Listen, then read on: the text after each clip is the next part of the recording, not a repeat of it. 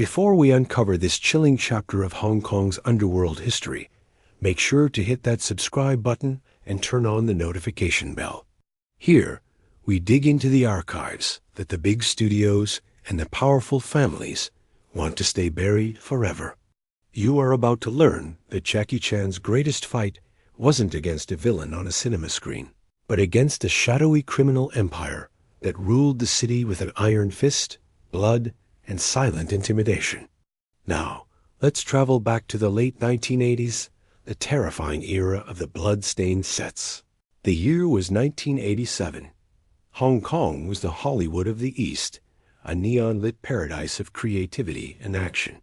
But beneath the glamour, a cancer was eating at its heart. The Triad centuries-old, ruthless criminal organizations had realized that the film industry was the perfect machine for money laundering, extortion, and ego-stroking. They didn't just want a seat at the table. They wanted to own the table, the chairs, and the people sitting in them. They forced A-list actors into slave contracts at gunpoint, dictated who could direct, and if a producer refused to pay protection money, the set wouldn't just be closed, it would be reduced to ashes.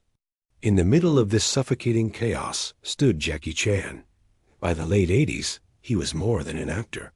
He was a cultural symbol of Hong Kong's resilience, and that made him the ultimate prize for the underworld. The Triads didn't just want his money. They wanted to break the dragon, to show the entire city who the real masters were. But they made a fatal mistake. They forgot that Jackie Chan spent his childhood in the Peking Opera Academy, being beaten into a man of tempered steel. A man who had survived poverty and broken bones long before he ever saw a camera. The conflict reached a boiling point during a humid late-night shoot in the claustrophobic streets of Kowloon. The air was thick with the smell of diesel and street food. Suddenly, the silence of the set was shattered. A fleet of black luxury cars screeched to a halt, and dozens of Triad enforcers, men with cold eyes and meat cleavers tucked into their waistbands, stormed the production. They didn't care about the art. They wanted power. Their leader, a man with a jagged scar across his neck, demanded that Jackie stop filming immediately and come with them to negotiate a new partnership with their big boss. The crew, many of whom had families to go home to, froze in terror. These weren't stuntmen who knew how to fall. These were professional killers who knew how to stay standing. Jackie didn't retreat to the safety of his trailer. He didn't call for his manager. He stepped forward, his face smudged with the grease and dust of his last stunt, looking the enforcer straight in the eye. "I don't work for ghosts, and I don't take orders from the shadows," Jackie said, his voice a low, steady rumble that cut through the tension. "I work for the people who buy the tickets. Now get off my set." The Triads didn't take no for an answer. The retaliation was swift and psychological. A few nights later, while Jackie was driving his Mitsubishi through the winding mountain roads, two unmarked vans tried to ram him off a cliff. He survived only through the high-speed driving skills he had honed for his films. But the message hit home when he returned to his estate. There, embedded in the heavy wood of his front door, were three distinct, jagged holes. 3 shots were fired while he was away, a silent, metallic promise that his walls could not protect him. Most stars would have fled to a mansion in Los Angeles or hired a small army of mercenaries. But Jackie knew that in Hong Kong, if you show fear once, you are a slave forever. He decided to become his own shadow, his own protector. During this period, the funny man of cinema disappeared, replaced by a soldier in a hidden war. Jackie began carrying concealed weapons everywhere, to dinner, to the studio, even to sleep. But it wasn't just a standard pistol.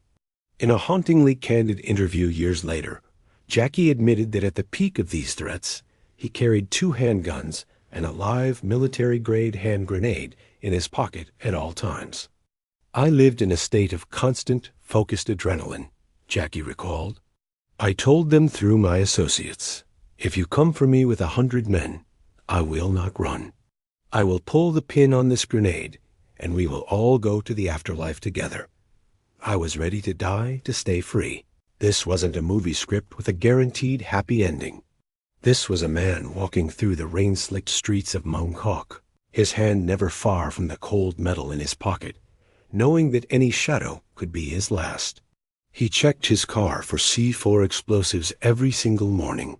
He slept with a loaded weapon under his pillow, his ears tuned to every creak of the floorboards. The pressure was immense. It was a weight that would have crushed a lesser man, but Jackie used it to harden his resolve. The breaking point for the entire industry came when a famous actress was kidnapped and a legendary producer was executed in broad daylight. The city was paralyzed. Jackie realized that standing alone wasn't enough anymore. He had to lead. He organized the historic martial arts industry against violence march. He stood at the front of thousands of colleagues, staring directly into the news cameras, publicly shaming the Triads. He stripped them of their power by exposing their cowardice to the world. It was a gamble with his life, but something shifted.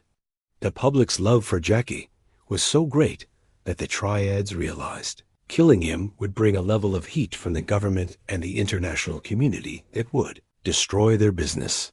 Jackie hadn't outgunned the Triads. He had outmaneuvered them with the same agility he used in his films. He showed that a clown could have a spine made of tungsten. The Triads eventually retreated into the deeper shadows, and the era of the blood-stained sets began to fade. But the scars remained. Jackie still looks at the repaired wood of his front door and remembers the 3 shots.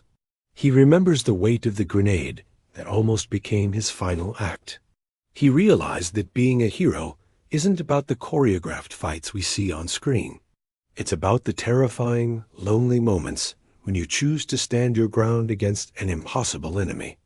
Jackie Chan survived the falls from clock towers, the explosions in malls, and the broken skulls on mountainsides. But his greatest victory was surviving the men who tried to steal his dignity and his city. He didn't just save his own life. He saved the soul of Hong Kong cinema. He proved that a true warrior doesn't need a stunt double to face the darkness of reality. He just needs to be willing to pull the pin and stay true to his spirit. If this deep dive into the dangerous real-life shadows of Jackie Chan's career gave you a new perspective on the man behind the stunts, hit that like button. Comment below. Did you know the dragon had to carry a grenade just to survive his own fame? We want to hear your thoughts on this dark chapter of cinema history. Stay brave, stay disciplined, and we'll see you in the next archive.